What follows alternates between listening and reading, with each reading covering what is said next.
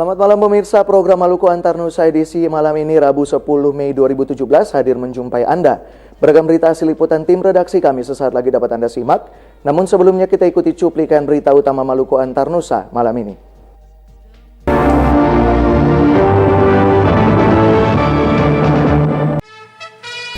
Gubernur pastikan akan mengembalikan pengungsi Batu Koneng ke tempat asal mereka semula sebelum bulan Ramadan. Tingkat kepatuhan penyelenggara negara di Maluku melaporkan harta kekayaan mereka masih rendah.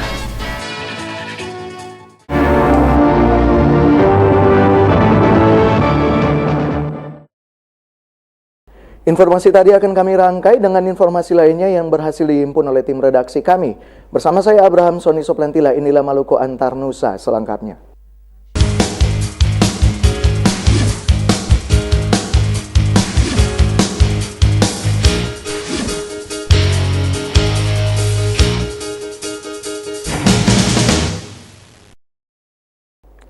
Pemirsa, pemerintah Provinsi Maluku dalam waktu dekat akan mengembalikan pengungsi Batu Koneng ke rumah-rumah mereka.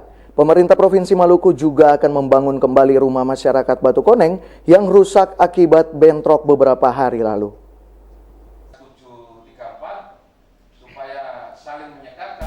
Salah satu langkah yang dilakukan pemerintah Provinsi Maluku bagi masyarakat Batu Koneng yang kini sementara mengungsi adalah mengembalikan mereka ke tempat tinggal semula.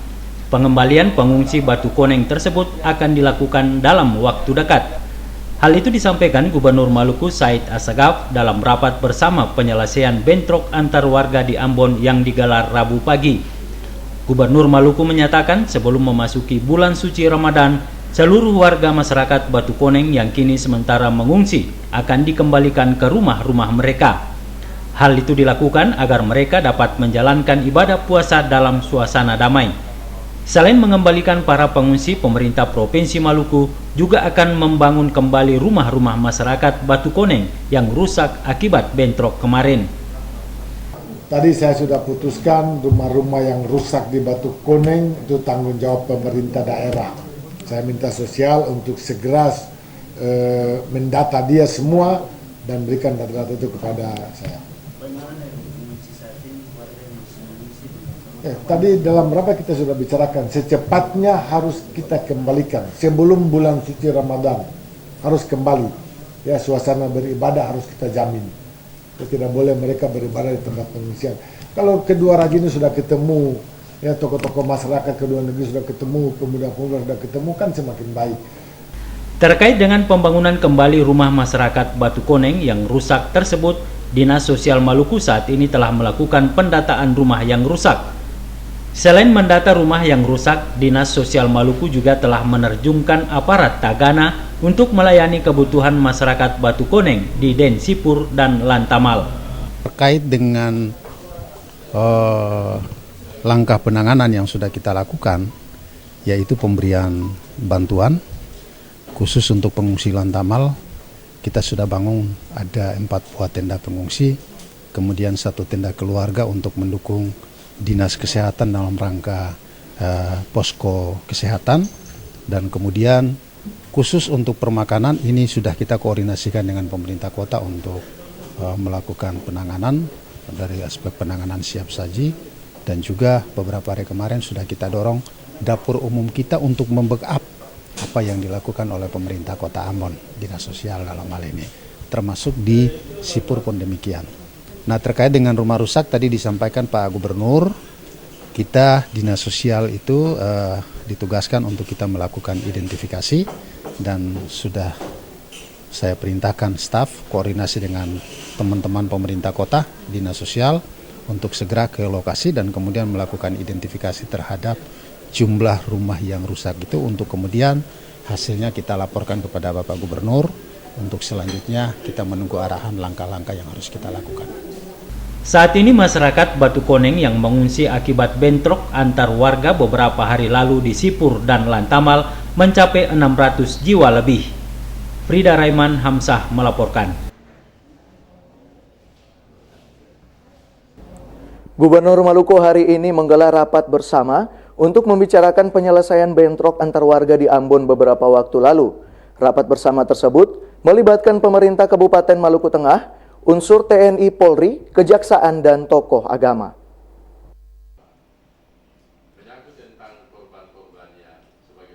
Bentrok antar warga yang terjadi di Batu Koneng mendapat perhatian serius dari pemerintah Provinsi Maluku. Guna menyelesaikan permasalahan bentrok tersebut, Gubernur Maluku menggelar rapat bersama dengan seluruh jajaran Forkopimda Maluku dan Kota Ambon Rabu pagi. Dalam rapat bersama tersebut, Gubernur Maluku Said Assegaf menyatakan dalam waktu dekat ini pihaknya akan menyelesaikan permasalahan bentrok antar warga yang terjadi di Batu Koneng beberapa waktu lalu. Masyarakat diminta untuk menyerahkan sepenuhnya proses penegakan hukum para pelaku bentrok kepada aparat kepolisian. Gubernur juga minta peran pers untuk bersama-sama pemerintah daerah mewujudkan kedamaian bagi Maluku. Pemberitaan yang sifatnya vulgar hendaknya bisa dihindari agar masyarakat luas tidak menganggap Maluku khususnya Kota Ambon sebagai daerah dengan sebutan yang negatif. Pemerintah Provinsi Maluku, kata Gubernur, akan terus berupaya mewujudkan keamanan dan ketertiban bagi masyarakat di daerah ini. Ya, jadi hari ini saya Panglima dan Kapolda, Forum Komunikasi Pimpinan Daerah semua, dan beberapa aparatur negara, ya, juga ada Ketua MUI, ada Bapak Raja Negeri Kalolo. Kita melaksanakan pertemuan untuk bisa menyelesaikan secepatnya dan menghentikan secepatnya ya persoalan yang kita hadapi, ya pertikaian antar warga. Kita sepakat dan saya minta supaya pers juga membantu kita untuk tidak membesar-besarkan berita ya terkait dengan pertikaian, ya kesalahpahaman yang terjadi selama ini. Ya, saya minta dukungan dari pers ya. Dan kalau saya ulangi, pers itu dalam 1 menit bisa merusak semua, tapi untuk memperbaiki itu lama. Ya, camkan itu. Ya, tolong berita-berita yang mau disampaikan ya ke masyarakat dilihat dengan baik. Ya, apakah berita ini kalau saya tampilkan akan memanaskan suasana atau tidak? Bagi warga Kota Ambon, ya warga Maluku, ya yang sudah dikenal sebagai orang-orang yang bermartabat. Ya, kita tidak mau lagi kejadian-kejadian yang lalu-lalu itu terjadi. Saya minta pemahaman dari pers, ya. Dalam rapat bersama terkait dengan penyelesaian bentrok antar warga di Batu Koneng, disepakati pula akan dilakukan pengembalian pengungsi dalam waktu dekat. Masyarakat Batu Koneng yang kini sementara mengungsi di Sipur dan Lantamal akan dikembalikan ke tempat tinggal mereka semula. Frida Raiman Hamzah melaporkan.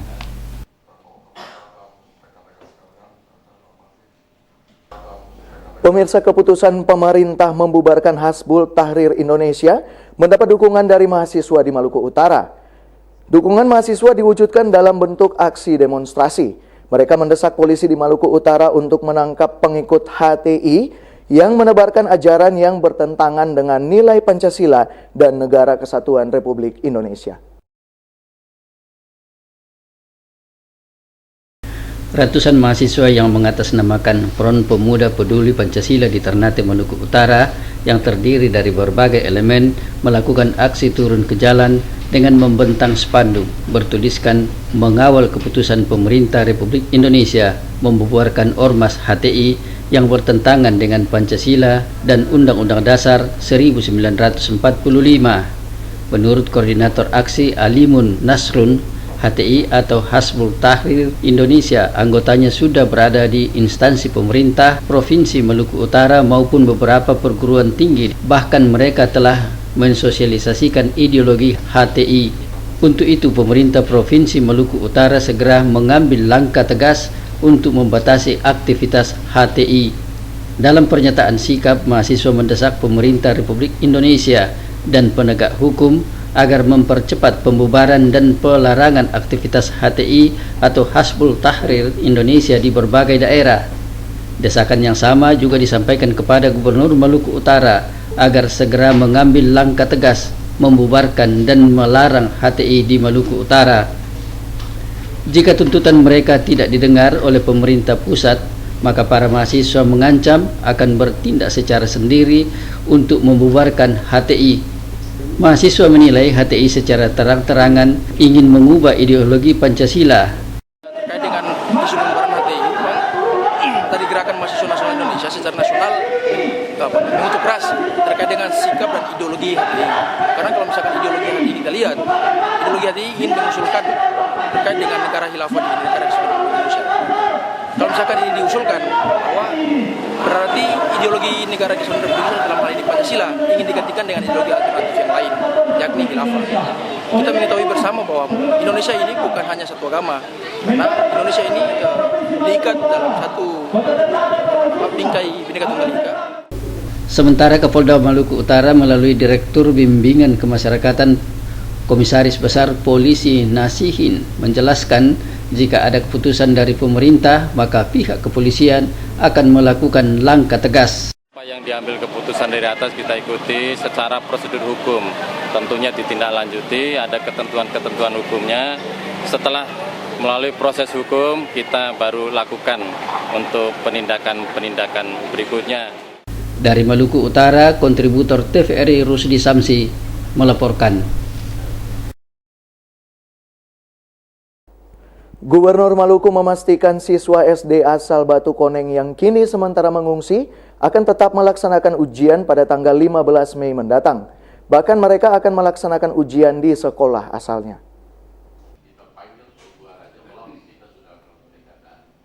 Masyarakat Batu Koneng yang mengungsi akibat bentrok antar warga beberapa hari lalu, di dalamnya terdapat siswa kelas 6 yang akan mengikuti ujian pada tanggal 15 Mei mendatang. Para siswa tersebut dipastikan akan mengikuti ujian pada sekolah mereka. Gubernur Maluku Said Assegaf memastikan proses ujian bagi para siswa yang mengungsi tersebut akan berlangsung sesuai jadwal dan di sekolah masing-masing. Kepastian itu disampaikan Gubernur dalam rapat bersama penyelesaian bentrok antar warga di Ambon yang digelar Rabu pagi. Menurut Gubernur, dalam waktu dekat ini para siswa bersama orang tua mereka yang mengungsi akan dipulangkan ke rumah mereka masing-masing.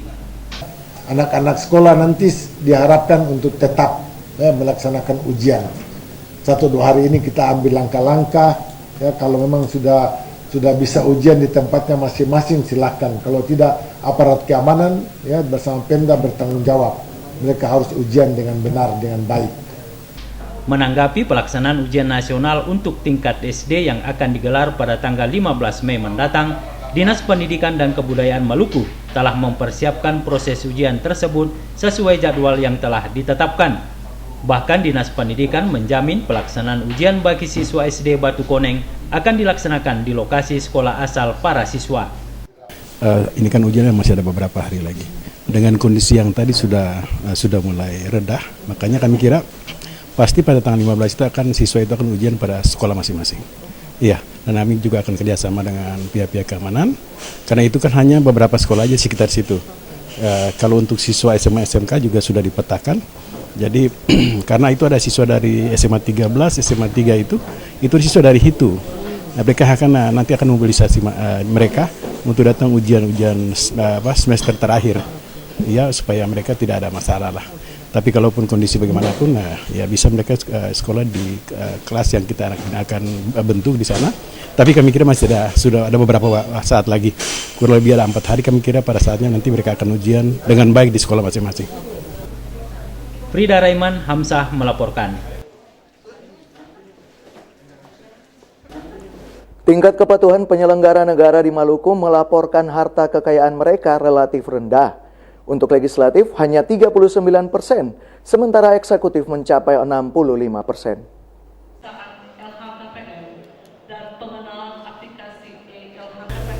Rendahnya tingkat kepatuhan penyelenggara negara di Maluku melaporkan harta kekayaan mereka disebabkan oleh berbagai faktor. Pemahaman tentang penyelenggara negara yang berbeda-beda menjadi salah satu penyebab rendahnya tingkat kepatuhan penyelenggara negara di daerah ini melaporkan harta kekayaan mereka. Sejauh ini pemahaman terhadap penyelenggara negara masih bervariasi. Anggota legislatif misalnya hingga saat ini belum mencapai keseragaman jika mereka adalah penyelenggara negara. Masalah tersebut disampaikan fungsional laporan kekayaan penyelenggara negara Komisi Pemberantasan Korupsi Andi Widiarto kepada wartawan hari ini di Ambon. Widiarto mengatakan saat ini anggota DPRD Maluku dan kabupaten kota di daerah ini hanya 131 yang terdaftar di KPK. Dari 131 tersebut, hanya 39% diantaranya yang melaporkan harta kekayaan mereka. Ya, untuk anggota DPRD rata-rata di seluruh Indonesia itu memang rendah, Pak. Kendalanya adalah mereka tidak mengakui bahwa mereka itu adalah seorang penyelenggara negara. Padahal di penjelasan Undang-Undang 28 pasal 11 ayat A itu menyatakan bahwa anggota DPRD itu termasuk dalam penyelenggara negara.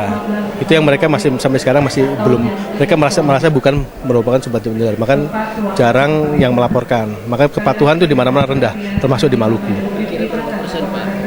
Kalau Maluku hanya 39% itu yang melaporkan, tapi itu datanya masih 131 dewan. Sisanya itu belum terdaftar.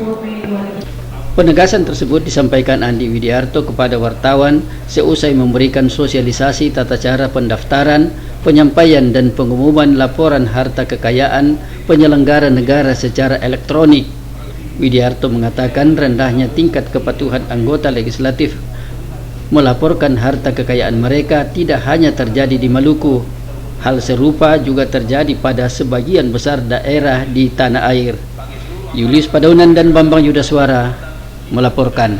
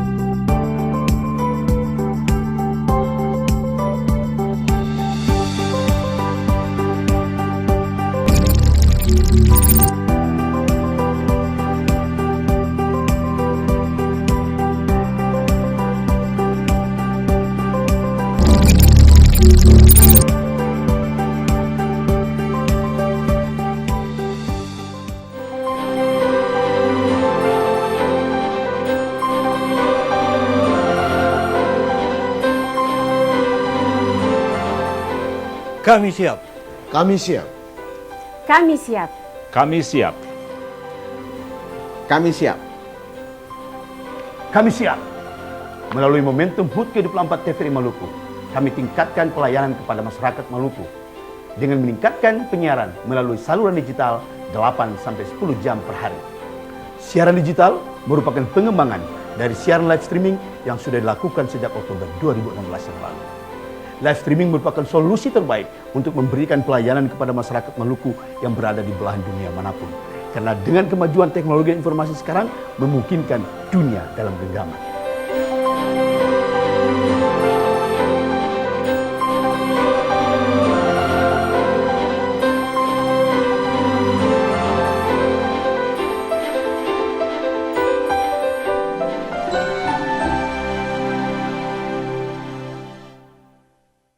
Pemirsa, Anda menyaksikan program Maluku Antar Nusa dan kini kita menuju ke berita selanjutnya.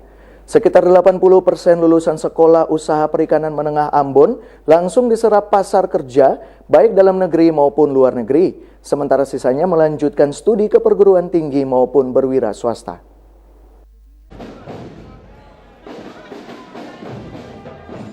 Rabu pagi dilangsungkan wisuda terhadap 167 lulusan SUPMY Heru Ambon. Mereka terdiri dari program keahlian nautika perikanan laut, teknik perikanan laut, teknologi budidaya perikanan, dan program keahlian teknologi pengolahan hasil perikanan. Program Keahlian Nautika Perikanan Laut (NPL) peringkat pertama diraih Dandi. Teknik Perikanan Laut peringkat pertama diraih Francisco Moses Soplantila. Teknologi Budidaya Perikanan diraih Anissa Nurlatu. Dan Teknologi Pengolahan Hasil Perikanan diraih Yunita Silvia Tuleperi. Dari 167 lulusan itu, sekitar 6% adalah anak pelaku utama di dunia perikanan. Kepala SUPMY Heru Ambon Ahmad Jais Eli mengatakan, para lulusan ini sebagian besar telah diserap pasar kerja.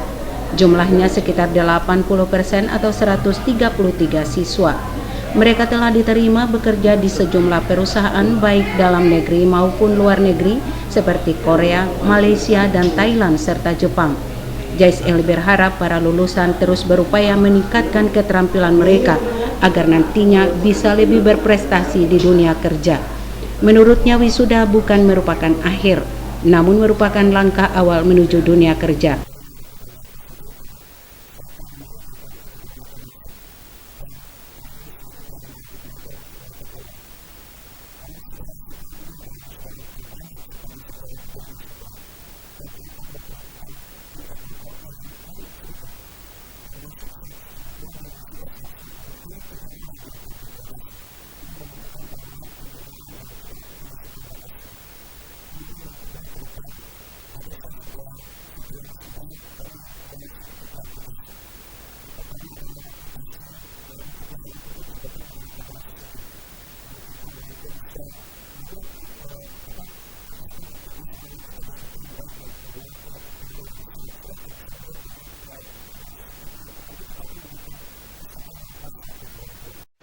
Kepala Pusat Pelatihan dan Penyuluhan Kementerian Kelautan dan Perikanan Mulyoto mengharapkan dengan adanya sistem pembelajaran membangun unit produksi dapat menciptakan lulusan yang handal dalam bidangnya.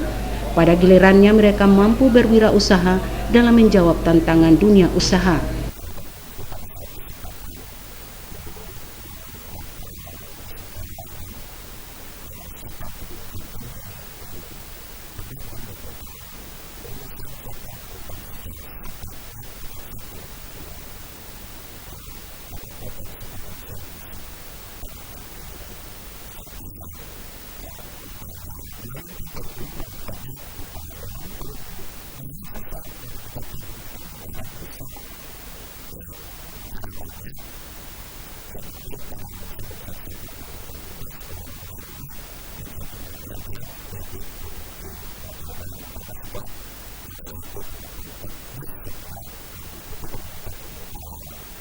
Mulyono meminta para wisudawan untuk meraih sukses harus berpegang pada 5 komponen, yakni berkarakter baik, berkomitmen, memiliki keyakinan, kepatutan, dan keberanian. Staf ahli Gubernur Maluku bidang ekonomi pembangunan Kaihato Paulus berharap para lulusan SUPM Ambon dapat meningkatkan kompetensi dengan belajar dan kerja keras untuk meraih sukses. Rahmalatu Konsina dan Junaidi Asrel. Pengadilan Negeri Ambon menolak gugatan pra-peradilan Dedianto Johar Putra terhadap Wakil Direktur Pol Air Polda Maluku. Majelis Hakim menyatakan penetapan tersangka oleh tergugat sah demi hukum.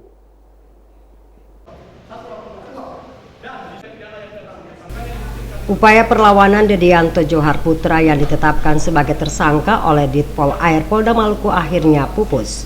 Pengadilan Negeri Ambon membatalkan pra-peradilan yang diajukan pemohon Dedianto Johar Putra. Dalam amar putusannya, Hakim Tunggal Pengadilan Negeri Ambon menyatakan penetapan tersangka oleh termohon dalam hal ini Ditpol Air Polda Maluku berdasarkan perundang-undangan yang diperkuat dengan 2 alat bukti. Penetapan tersangka merupakan kewenangan termohon berdasarkan Undang-Undang tentang Kepolisian Republik Indonesia. Karenanya, penyidikan terhadap Dedianto Johar Putra dapat dilanjutkan ke penuntutan. Kuasa hukum Dedianto Johar Putra, Jidon Batmamolin menegaskan pihaknya akan mengajukan upaya kasasi terhadap putusan pra-peradilan. Menurutnya, majelis hakim tidak mempertimbangkan penetapan tersangka tanpa melalui proses penyelidikan. Olehnya itu, upaya kasasi merupakan langkah hukum guna mencari kebenaran. Maluku hari ini, atas putusan hari ini saya sangat kecewa karena putusan hari ini tidak bersandar pada keadilan dan kebenaran. Kenapa saya katakan begitu? Karena proses dari pentahapan seseorang yang disangka melakukan tindak pidana itu kan dia proses mulai dari pemanggilan, kemudian penangkapan, kemudian penahanan. Rangkaian ini tidak dilakukan oleh penyidik Polair.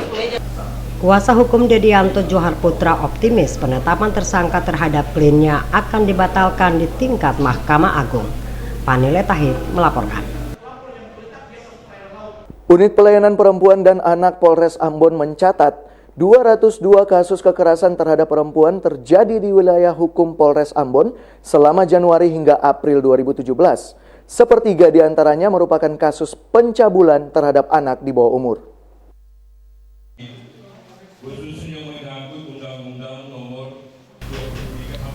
Jumlah kasus kekerasan terhadap perempuan di Maluku semakin meningkat dari tahun ke tahun.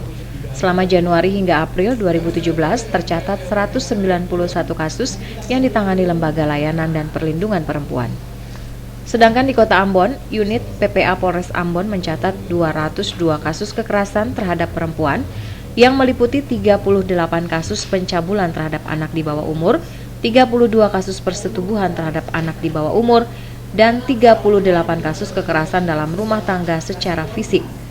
Pernyataan ini disampaikan Direktur Arika Mahina, Ina Sosialisa, saat sosialisasi pencegahan kekerasan dalam rumah tangga di Desa Amahusu Selasa pagi. Menurutnya bentuk kekerasan yang dilarang yakni kekerasan fisik, psikis, seksual, dan penelantaran rumah tangga. Bila wanita ataupun anggota keluarga lainnya mengalami hal-hal tersebut, segera melaporkan ke pihak berwajib. Karena setiap orang yang melakukan perbuatan kekerasan fisik dalam lingkup rumah tangga dipidana penjara paling lama 5 tahun atau denda paling banyak 15 juta rupiah. Sosialisasi KDRT ini merupakan kerjasama Binmas Polda Maluku dengan Organisasi Kemanusiaan Dunia. Direktur Binmas Polda Maluku, Komisaris Besar Polisi Yamin Sumitra menghimbau masyarakat untuk saling menghargai dan menghormati dalam berumah tangga. Kegiatan ini dihadiri pula Duta Besar Belanda untuk Indonesia, Kees van Baar, dan Kepala Deputi IOM atau Organisasi Internasional untuk Urusan Migrasi Indonesia, George Gigauri. Masyarakat di Desa Amahusu menyambut baik sosialisasi yang digelar Binmas Polda Maluku dan IOM ini. Mereka antusias mengajukan berbagai pertanyaan terkait KDRT. Mereka meminta agar sosialisasi ini juga diberikan bagi masyarakat yang tinggal di wilayah pelosok karena jauh dari sumber informasi. Kristin Sipahelut Kurniawan melaporkan. Sekretaris Daerah Kota Ambon AG Latuheru mengatakan, seluruh persiapan terkait dengan kegiatan Hari Patimura di Saparua, Maluku telah maksimal dilakukan pihak panitia. Peringatan 200 tahun Hari Patimura akan diwarnai dengan suguhan seni dan budaya yang mengisahkan tentang kisah perjuangan pahlawan Patimura dalam menentang penjajah.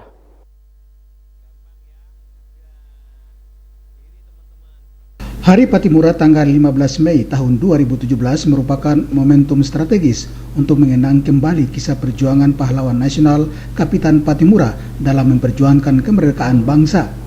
Untuk mengenang kembali kisah perjuangan tersebut, setiap tanggal 15 Mei selalu diperingatinya dalam bentuk upacara bendera dan penyalaan obor sebagai lambang patriotisme dari Kapitan Patimura dalam memperjuangkan kemerdekaan bangsa dari tangan penjajah. Sekretaris Daerah Kota Ambon AG Latuheru dalam rapat koordinasi mengenai pelaksanaan Hari Patimura 15 Mei mendatang menyebutkan seluruh persiapan terkait dengan momentum Hari Patimura ke-200 tahun itu telah maksimal dilakukan pihak panitia.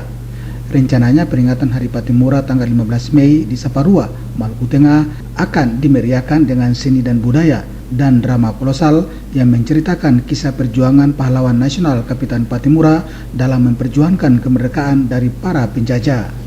Upacara di sana akan berlangsung pada pukul 09.00 pagi tanggal 15 yang didahului dengan peresmian Tugu Patimura di Saparua. Kemudian dalam acara itu juga ada pendatanganan perangko, launching perangko Patimura oleh Bapak Gubernur. Dan sesudah acara puncak peringatan 200 tahun Patimura di Saparua, seperti biasa akan diisi dengan pembacaan sejarah perjuangan Thomas Matulesi dan kawan-kawan, dan akan diakhiri dengan sambutan yang tadi saya sudah sampaikan, dan acara puncaknya selesai. Sesuai jadwal, api obor Patimura akan diambil dari Gunung Saniri dan kemudian diarak mengelilingi Saparua oleh para latupati dan anak cucu Kapitan Patimura untuk kemudian disemaikan di lapangan Saparua. Selain itu, pada puncak perayaan Hari Patimura akan diresmikan pula patung Kapitan Patimura dan penandatanganan prasasti oleh Gubernur Maluku Insinyur Said Assagaf.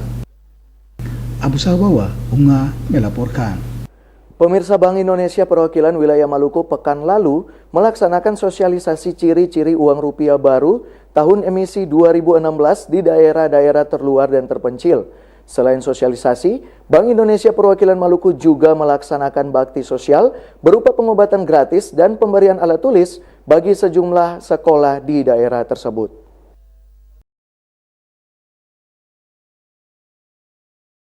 Selain sosialisasi ciri-ciri uang rupiah tahun emisi 2016 kepada masyarakat di daerah-daerah terluar dan terpencil, Bank Indonesia Perwakilan Wilayah Maluku juga melaksanakan bakti sosial berupa pengobatan gratis serta pemberian bantuan alat-alat tulis bagi sejumlah sekolah yang ada di kawasan tersebut. Kepala Kantor Bank Indonesia Perwakilan Wilayah Maluku Bambang Pramasudi mengatakan antusias masyarakat terhadap pengobatan gratis di daerah mereka cukup tinggi. Warga setempat berharap kegiatan sosial berupa pengobatan gratis yang dilakukan di daerah mereka dapat berjalan setiap tahunnya guna pemenuhan derajat kesehatan di daerah ini seperti yang dilakukan di daerah-daerah terluar dan terpencil seperti Kepulauan Aru. Antusiasme masyarakat di sini ternyata luar biasa dengan kehadiran Bank Indonesia untuk melakukan penukaran, melihat sendiri, kepingin tahu sendiri uang-uang baru, dan juga antusias untuk melakukan penukaran. Dan kami juga melakukan kegiatan sosial, kesehatan dengan dokter gratis maupun juga pemberian bakti sosial ke sekolah untuk berupa peralatan alat tulis. Dan ini antusias mereka sangat senang dengan kehadiran kami Bank Indonesia. Harapan kami tentunya pemerintah daerah dan pemerintah provinsi bisa tergerak juga untuk lebih sering datang ke daerah-daerah terluar, pulau-pulau terluar seperti Pulau Batu Goyang ini, sehingga apa yang diharapkan masyarakat bisa segera terrealisasi. Untuk pemeriksaan kesehatan, banyak warga yang didapati menderita penyakit ISPA atau gangguan pernapasan, hipertensi atau tekanan darah tinggi, dan rematik. Penderita penyakit hipertensi dan rematik banyak dialami orang tua lanjut usia. Faktor ini diakibatkan karena pola makan yang tidak sehat. Sementara untuk penyakit ISPA atau gangguan pernapasan banyak diderita anak-anak yang terkontaminasi dengan asap rokok. Penyakit yang paling banyak diderita oleh masyarakat di situ, yang pertama itu rematik, kemudian berikut hipertensi atau darah tinggi, kemudian yang ketiga itu yang paling banyak itu ISPA untuk kedua desa. Jadi untuk rematik karena sebagian besar penduduk di desa Batu Goyang maupun Sermona yang berobat itu rata-rata pasiennya lansia. Jadi untuk faktor risiko ke arah rematik lebih besar. Dalam kegiatan itu, masyarakat setempat berharap pihak pemerintah dapat melakukan hal yang sama sebagaimana yang dilakukan pihak Bank Indonesia Perwakilan Wilayah Maluku untuk pemenuhan derajat kesehatan di daerah ini. Edi Asril melaporkan. Dewan Pimpinan Daerah Gerakan Angkatan Muda Kristen Indonesia GAMKI Maluku akan menjadi tuan rumah pertemuan regional kawasan Timur Indonesia. Pada pertemuan itu akan digumuli berbagai persoalan di kawasan timur baik di bidang ekonomi, pendidikan maupun kesehatan.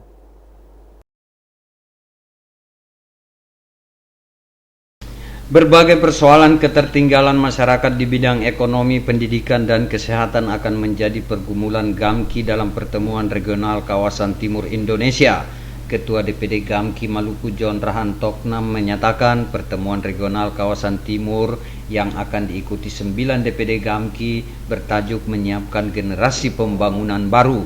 Pertemuan regional kawasan Timur Indonesia akan menghadirkan staf khusus Menko Kemaritiman Laksdia Purnawirawan Pret Lonan. Topik bahasan dalam pertemuan itu adalah pembangunan kawasan Timur Indonesia, strategi percepatan pembangunan, menyikapi era ekonomi Pasifik. Rahan Toknam mengatakan hasil pertemuan regional kawasan Timur Indonesia nantinya akan dikemas dalam bentuk dokumen dan diserahkan ke pemerintah pusat untuk ditindaklanjuti. GAMKI di kawasan Timur Indonesia perlu menggagas satu pertemuan yang pada pokoknya mau ingin mendiskursuskan apa-apa yang terjadi di kawasan ini untuk disampaikan kepada pemerintah pusat. Oleh karena itu pada kesempatan ini kami ingin menyampaikan pada konferensi pers ini bahwa pada pertemuan yang akan kami laksanakan tanggal 12, pertemuan regional yang akan dilaksanakan tanggal 12 di gedung Saverius, tanggal 12 itu akan diawali dengan keynote speaker dari staf khusus Menteri Koordinator Bidang Maritim, Laksamana Madya Purnawirawan Freddy Lennon. Itu pada tanggal 12 yang diawali tentunya dengan ibadah pembukaan dan hal-hal yang berkaitan dengan organisasi. Beliau akan menyampaikan hal tentang pembangunan kawasan Timur Indonesia dan bagaimana strategi percepatan pembangunan menyikapi era ekonomi Pasifik. Itu keynote speaker yang kami harapkan disampaikan oleh Pak Luhut Binsar Panjaitan, Menko Maritim. Tapi pada kesempatan yang bersamaan beliau ditugaskan oleh Pak Presiden menghadiri satu pertemuan, maka itu beliau diwakilkan oleh Laksamana Madya Purnawirawan Freddy Lennon. Dalam pertemuan regional kawasan Timur Indonesia, sejumlah narasumber nasional dan lokal dihadirkan untuk memberi penguatan kepada pengurus dan fungsionaris GAMKI. Boy Nahrum Caktamaela melaporkan.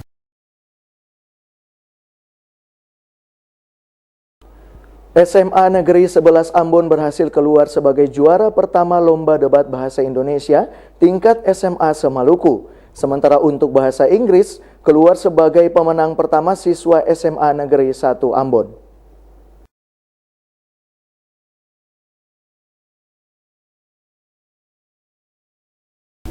Dalam menjaring siswa SMA di Maluku untuk mengikuti Lomba Debat Bahasa di tingkat nasional, Dinas Pendidikan dan Kebudayaan Maluku melaksanakan lomba debat bahasa Inggris dan bahasa Indonesia.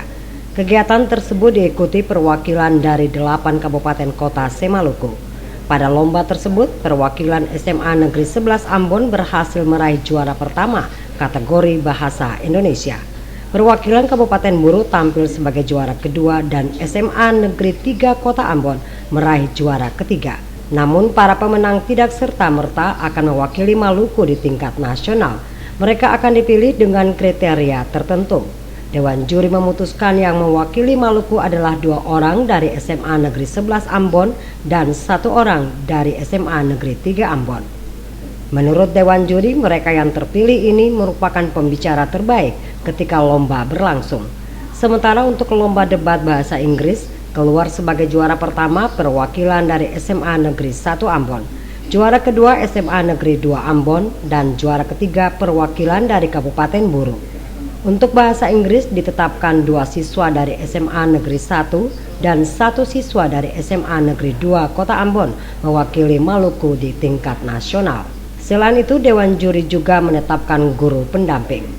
PLH Kepala Dinas Pendidikan dan Kebudayaan Maluku Lutfi Rumbia mengatakan bahasa harus dikuasai dengan baik. Perkembangan ilmu dan teknologi saat ini membutuhkan sumber daya manusia yang handal, terutama dalam penguasaan bahasa. Menurutnya, bahasa memiliki peran penting dan strategis untuk menyampaikan informasi kepada orang lain. Dirinya berharap peserta asal Maluku tahun ini dapat meraih prestasi terbaik di tingkat nasional. Otis Kotadini melaporkan.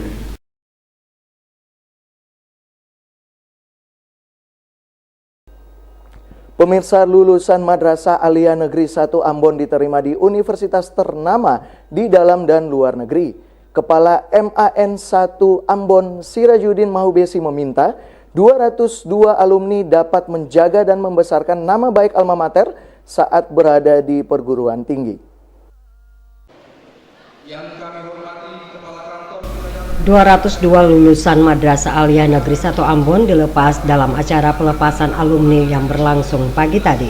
Pelepasan lulusan itu dilakukan Kakanwil Kementerian Agama Provinsi Maluku Faisal Musaad. Musaat berharap alumni MAN 1 Ambon mampu menjadi pembaharu dalam membesarkan alma mater. Para alumni harus menjadi pemersatu dalam menjaga kerukunan umat yang berada di Maluku maupun di luar Maluku. Hal itu penting dalam menciptakan insan yang cerdas dalam kebinekaan. Musaat meminta alumni MAN 1 Ambon untuk tidak melakukan hal-hal yang merusak alma mater, utamanya melakukan pergaulan bebas dan narkoba. Pelepasan alumni harus dimaknai sebagai ajang silaturahim. Musaat berharap pelepasan alumni itu dapat dijadikan pemersatu untuk meningkatkan persaudaraan antara sesama siswa, orang tua, dan alma mater MAN 1 Ambon. Hari ini kan lulusan MAN 1 Ambon dilaksanakan kegiatan apela dan saya kira sekaligus hari lahir ke-42 MAN 1 Ambon. Harapan saya bahwa dengan acara pelepasan alumni dan harlah, mari kita jaga institusi pendidikan kita, kemudian kita pelihara dan kita tingkatkan agar lembaga pendidikan bisa menghasilkan insan Indonesia, terutama insan-insan Maluku yang cerdas, kompetitif, dan berakhlak mulia. Kepala MAN 1 Ambon Sirajuddin Mahubesi menyatakan, lulus bukan menjadi akhir dari perjuangan, namun awal perjalanan panjang menapaki pendidikan di tahun-tahun mendatang. Mahubesi meminta para alumni giat belajar serta mengembangkan kemampuan dan potensi yang dimiliki ketika memasuki dunia perguruan tinggi. Para alumni MAN 1 Ambon menurutnya diterima di perguruan tinggi dalam dan luar negeri. Begitu besar harapan kami, ya mudah-mudahan alumni yang akan datang ya bisa mengikuti jejak alumni yang sekarang ini pada tahun 2017 yang punya kemampuan, punya talenta, dan punya skill yang begitu besar. Nah, harapan kami ke depan bahwa dengan adanya kegiatan-kegiatan seperti ini, maka dapat membuat silaturahmi kita dengan para orang tua, dengan para alumni, itu kita tahu benar sistem penyebarannya dan bisa mereka melanjutkan pendidikan ke jenjang lebih tinggi lagi. Itu dari harapan-harapan kami. 202 lulusan MAN 1 Ambon langsung diserahkan kepada ketua alumni. Mereka membacakan 5 ikrar perjanjian dalam menjalin persaudaraan di antara mereka. Panile Tahib melaporkan. Keinginan keluarga besar SMP Negeri 16 Ambon untuk memiliki musolah akhirnya terwujud. Musolah itu bukan hanya sebagai tempat sholat, namun juga sebagai tempat pembinaan mental dan moral para siswa.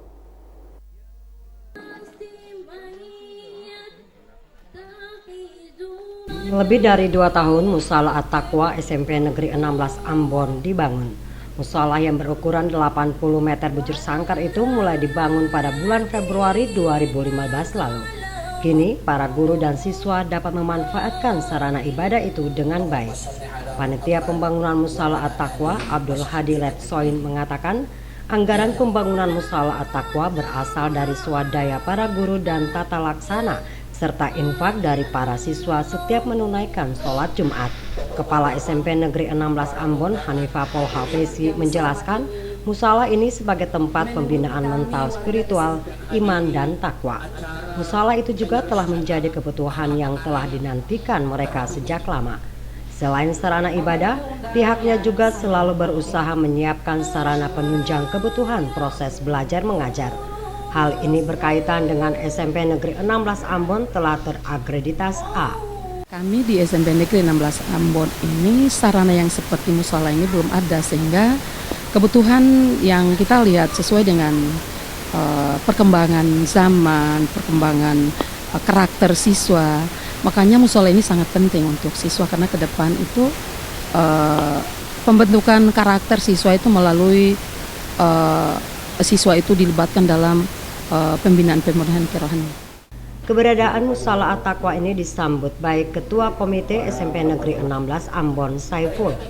Dirinya berharap para guru dan orang tua dapat memberikan dukungan moral bagi para siswa untuk dapat memakmurkan mushola, peningkatan pembinaan moral keagamaan anak didik. Peresmian Mushola At-Taqwa SMP Negeri 16 Ambon dilakukan pengawas SMP Dinas Pendidikan Kota Ambon John Lewaharila.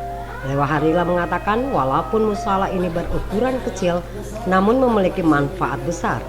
SMP Negeri 16 merupakan SMP pertama di Ambon yang memiliki musala. Devi bin Umar dan Hamzah Tomia melaporkan.